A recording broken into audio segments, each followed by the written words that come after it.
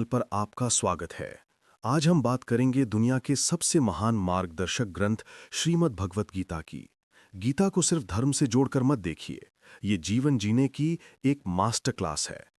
ये उस समय की बात है जब युद्ध के मैदान कुरुक्षेत्र में महान धनुर्धर अर्जुन ने अपने ही रिश्तेदारों को सामने देखकर हथियार डाल दिए थे। तब उनके सारथी भगवान श्री कृष्ण ने उन्हें जो उपदेश दिया, वही उपदेश 18 अध्यायों में आज भगवत गीता के रूप में हमारे सामने है। अगले 5 मिनट में हम गीता के 3 सबसे बड़े रहस्य जानेंगे जो आपकी हर मुश्किल को आसान कर देंगे। आइए शुरू करते हैं। गीता का पहला और सबसे जरूरी सिद्धांत है कर्म योग। क्या आपने ये श्लोक सुना है? कर्माणि अधिकारस्ते मां फलेषु कदाचन।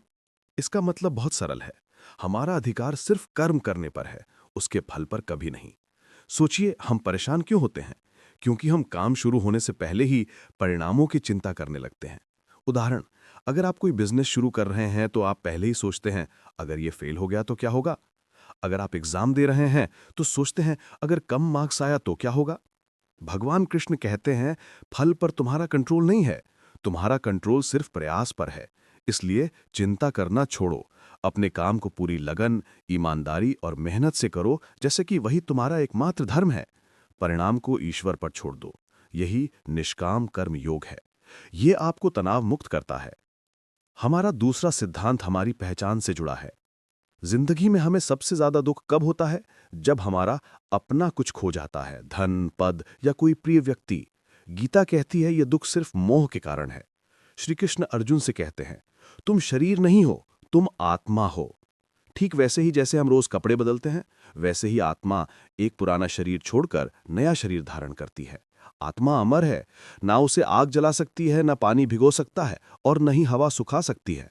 जब आप ये जान लेते हैं कि ये शरीर नश्वर है और आप इससे अलग एक अमर चेतना यानी आत्मा है, तो मृत्यु का भय खत्म हो जाता है।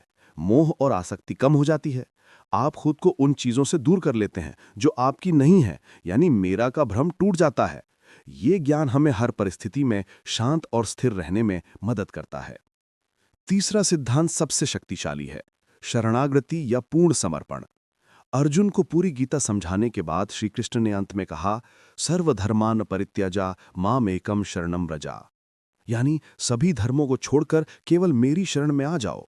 आसान शब्दों में, जब आप पूरी मेहनत से अपना कर्म कर चुके हैं, जैसा कि सिद्धांत 1 में सीखा, तो परिणाम की जिम्मेदारी ईश्वर को सौंप दो। ये केवल पूजा पाठ नहीं है, इसका मतलब है हर काम को एक सेवा मानना और अहंकार को त्याग देना।